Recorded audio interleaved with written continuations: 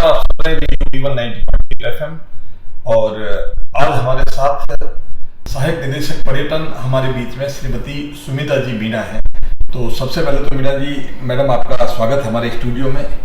और पर्यटन की संभावनाओं को यदि देखा जाए तो जालोर और सिरोही ये दोनों पर्यटन स्थल के रूप में भी वैसे बहुत प्रसिद्ध है और पूरे भारत में तो एक अलग स्थान रखता है, विशेष रूप से जहाँ आपका कार्यालय है। दोनों जिले आपके अधीन आते हैं। तो जालोर में क्या पर्यटन की संभावनाएं हैं? जी अन्य जी, थैंक यू आज इस प्रोग्राम में मुझे इनवाइट करने के लिए।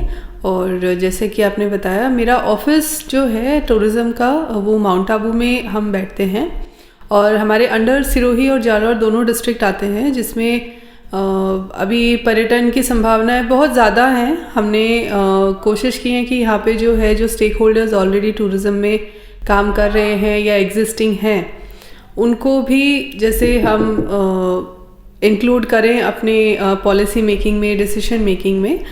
तो हम इस पे आज जो बात कर रहे हैं कि जालोर में संभावनाएं क्या हैं। देखिए जालोर अपने आप में एक हिस्टोरिकल सिटी है राजस्थान का, और यहाँ की फर्स्ट ऑफ ऑल जो फर्स्ट प्रायोरिटी रहती है वो यहाँ के हेरिटेज को दोबारा से, इसकी हिस्ट्री को दोबारा से लोगों को बताना, उस हिसाब से इस तरह का इंफ्रास्ट्रक्चर डेवलप हो, टूरिस्ट की पहले अवेयरनेस बढ़े, उसकी डिमांड क्रिएट होगी तो इंफ्रास्ट्रक्चर बढ़ेगा, होटल्स की संख्या बढ़ेगी। आज के डेट में जालोर में टूरिज़्म काफ़ी कम देखने को मिलता है। ज़्यादातर यहाँ पे जो है रिलीजियस पॉइंट ऑफ व्यू से लोग आते हैं। यहाँ पे टेम्पल्स हैं, जैन मंदिर बहुत सारे हैं। तो जो धार्मिक पर्यटन है वो यहाँ पे कहीं ना कहीं अभी एग्जिस्ट करता है, जिसको हम और स्ट्रॉन्ग बनाने की कोशिश करेंगे। रिलीजियस सर्किट्स में कुछ जगह हम लेंगे। जालोर के जितने भी टेम्पल्स हैं, भीनमाल में, सांचौर में, जालोर में, और यहाँ पे और भी कई प्रोडक्ट्स, जैसे हमने बातचीत की है यहाँ के इंडस्ट्री के लोगों से, तो यहाँ पे नेचुरल इको टूरिज़्म की भी संभावनाएं बहुत हैं। और यहाँ पे जो है एडवेंचर टूरिज़्म का अभी तक कोई एग्जाम्पल हम देख नहीं पाए हैं, तो एडवेंचर टूरिज़्म के लिए बहुत बढ़िया जगह है। यहाँ पे हम कोशिश करेंगे कि कुछ इन्वेस्टर्स को हम ला सकें, या एग्जिस्टिंग रिजॉर्ट्स या होटल्स जो बन रहे हैं उनके अपने प्रीमाइसेस में कुछ इन हाउस एक्टिविटीज़ टूरिस्ट के लिए क्रिएट हो। इन हाउस एक्टिविटीज़ में यही है, आप उनको एडवेंचर एक्टिविटीज़ कुछ कराएं। हॉट एयर बलूनिंग है, जिप लाइनिंग है, कई तरह की चीज़ें हैं। कुछ प्रोजेक्ट्स हैं जो जैसे भीनमाल में नगर पालिका एडवेंचर टूरिज़्म की कोशिश कर रही है, वहाँ प्रयास वो कर रहे हैं। तो कुछ इंटरेस्टेड पर्सन्स हैं जिन्होंने प्रपोजल्स भी दिए हैं। तो इस तरह की चीज़ें हैं जिस पे अपन कई धार्मिक पर्यटन, जैसा आपने बताया कि उसका बड़ा यहाँ करेज है और लोगों में आध्यात्मिक आस्थाएं बहुत कूट कूट के भरी गई है। और वैसे भी रियासत कालीन यदि अपन बात करें तो जालोर में पर्टिकुलर यहाँ 12 मठ जो राजशाही मठ कहलाते हैं, और वो उस जमाने के राजे महाराजाओं ने अपने काल में अपने प्रबल पुण्य प्रताप से या उस लक्ष्मी से बनाए होंगे। और 13वां तक किया तो सांप्रदायिक सौहार्द भी है यहाँ पे। विश्व पर्यटन के रूप में यदि देखें तो यहाँ ईशबगोल वगैरह ऐसी कुछ फसलें हैं, या ग्रेनाइट के रूप में भी है, जूती उद्योग है, कई ऐसे काम हैं जो विश्व पटल पर, मानचित्र पर भी अपना स्थान रखते हैं। तो क्या विशेष कोई इसमें आपका डिपार्टमेंट इनको कोई प्रायोरिटी दे रहा है? देखिए, विभाग की तरफ से पहले तो आपके ज़िले के जो उत्पाद हैं, जो जिस तरह की इंडस्ट्रीज़ हैं, इंडस्ट्री भी अपने आप में एक टूरिज़्म का काम करती हैं, क्योंकि बाहर से बिजनेस ये लाते हैं।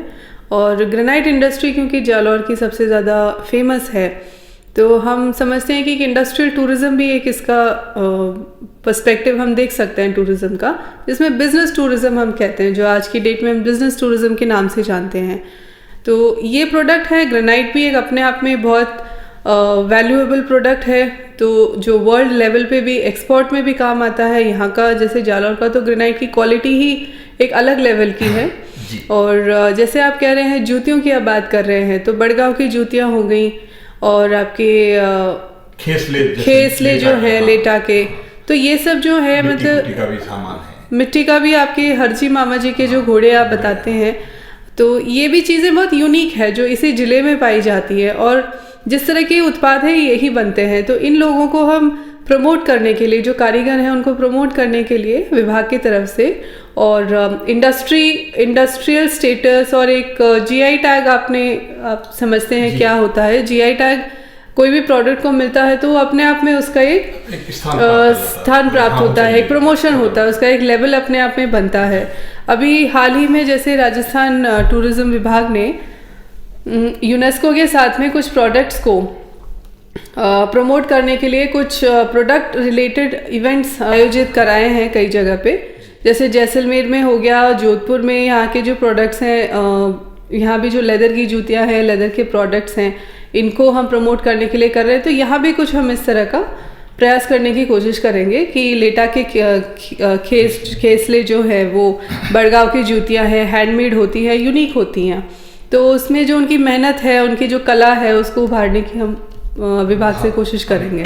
बहुत से जानवर, जैसे जंगली जानवर, किसी जमाने में तो हमारे यहाँ जालोर में भी जो पहाड़ है उस पर बघेरे मिला करते थे, लेकिन समय के अंतराल में बस गए और उनके लिए स्थान कम पड़ गया। लेकिन आज भी भालू जैसे जालोर में बहुत हैं, हिरण बहुतायत में पाए जाते हैं, उनके लिए भी जो ये टूरिज्म भी अपन डेवलप करें। और सबसे बड़ा सौभाग्य तो हमारा ये है क्योंकि हमारे जिला कलेक्टर अभी वर्तमान में जो है निशांत जैन साहब, तो ये भी अपने पुराना जो डिपार्टमेंट इनका टूरिज्म रहा, तो इनकी भी रुचि बड़ी रही और समय समय पर आपने भी हमको सहयोग दिया और यहाँ पधार करके तो कुछ तो हेरिटेज होटलें हैं या कुछ पुरानी होटल्स जो है, जैसे भादराजून हुआ, कानीवाड़ा हुआ, सियाना हुआ, बड़गांव है, तो ये लोग जो लगातार हमसे जुड़े हुए हैं, अपना टूरिज्म में भी इनका बड़ा स्थान रहता है। कुछ होटल इंडस्ट्री को डेवलप करने के लिए आपका है ताकि आदमी ज़्यादा आकर्षित हो वहाँ पे और उनको बेसिक